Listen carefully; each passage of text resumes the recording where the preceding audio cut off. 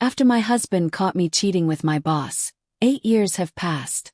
8 years ago, my life changed completely.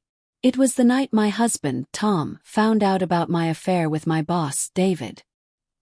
He didn't discover it by accident. He had grown suspicious over time.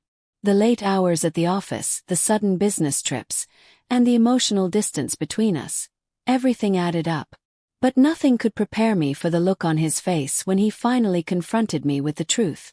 The affair wasn't some romantic love story. It was a series of bad decisions made during a difficult time in our marriage. I had been working at the company for 5 years. David was charming, successful, and seemed to understand the frustrations I felt at home, something Tom didn't seem to notice. What began as friendly conversations slowly turned into something more. I knew it was wrong, but the secrecy brought a kind of excitement I foolishly believed was worth the risk. I was terribly mistaken. That night, Tom found the emails, clear and undeniable proof of my betrayal. I didn't try to lie. There was no point. The pain in his eyes, the anger, the shock, it was overwhelming. He left the house immediately and didn't return for 2 days. Those 2 days felt like the longest of my life.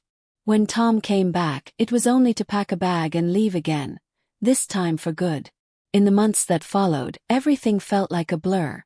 I took time off work because I couldn't bear to face David. The idea of pretending things were normal was unbearable.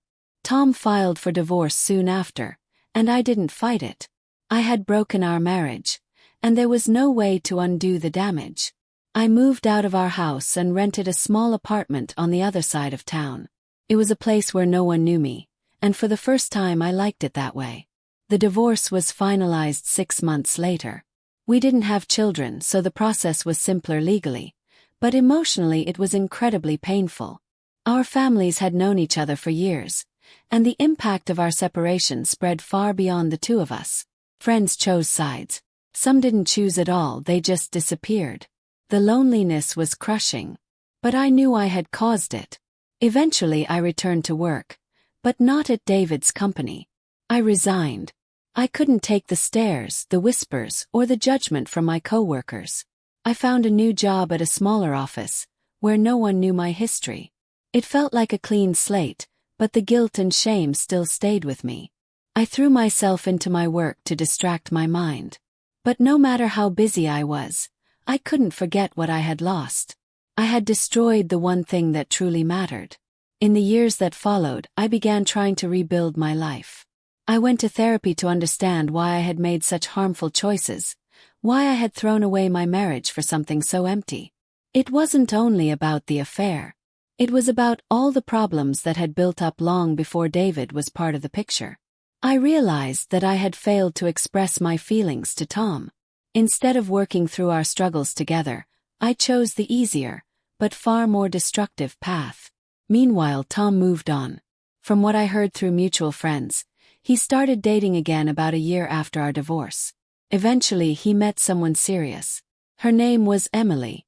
She was kind, grounded, and genuine, everything I had failed to be. I heard that Tom and Emily were happy together.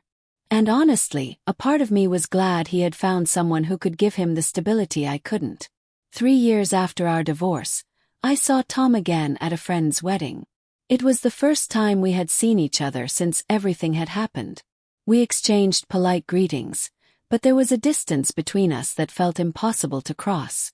I could still see a trace of pain in his eyes, and my guilt returned like a wave. I didn't know if he would ever forgive me, or if I could ever forgive myself. As time went on, I continued going to therapy and focused on rebuilding my life. I joined a support group for people affected by infidelity, both those who were cheated on and those who had cheated. Listening to their stories opened my eyes. It helped me understand more deeply how much my actions had hurt others. The affair hadn't just broken Tom, it had damaged me too. It had changed how I saw myself and made me question my own worth. I needed to face those truths. By the 5th year after the divorce, I finally reached a place where I felt a little peace. I started a small business with a friend I met at my new job. It was something I had always dreamed of but never had the courage to try. For the first time in a long time, I felt like I was creating something meaningful. It didn't replace the life I had lost, but it was a new chapter, and that meant something. Around that time, I found out that Tom had proposed to Emily. When I saw the engagement photos on social media, I felt a mix of emotions. Part of me was happy for him. He truly deserved love and happiness. But another part of me felt the deep sadness of losing what could have been. A life that might have been mine if only I had been stronger, more honest, and less selfish. Now, 8 years have passed since that painful night. Tom and Emily are married. They recently had their first child.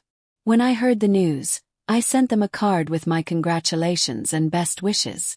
I wasn't expecting a reply. But to my surprise, Tom messaged me a few weeks later. He thanked me for the card and asked if I'd like to meet for coffee. He said he just wanted to talk, not to reconnect romantically but for closure. When we met, it felt like seeing an old friend after a long time. Familiar but distant. We talked about our lives, where we ended up, and how we had both changed. Tom told me that while the affair had hurt him deeply, he had come to understand that both of us had played a role in the fall of our marriage. He shared his own regrets. How he wasn't always attentive. How he missed signs that something was wrong. How he took our relationship for granted. Hearing that didn't excuse what I had done. But it helped to know that he didn't see me as the villain anymore. Tom said he had forgiven me. Not for me but for his own peace of mind. He told me it took him years to get there. But holding on to anger wasn't helping him move forward. He had a new life now, a new family. And he needed to let go of the past to truly enjoy the present. We said goodbye with a quiet understanding. There was no dramatic reunion. No rekindled romance.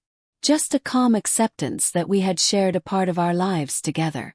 And that chapter had closed. Today, I still run my business, and it's grown more than I ever imagined.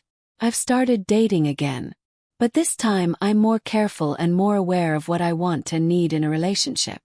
I've learned that true happiness doesn't come from temporary thrills or distractions. It comes from the quiet, steady effort of building a life you're proud of. The affair was the biggest mistake of my life. But it taught me more about myself than I ever expected. I'm not the same woman I was 8 years ago, and I'm thankful for that. I've learned how to be honest with myself, how to face my flaws, and how to become a better version of who I am. I can't change the past. And I'll always carry the weight of the choices I made.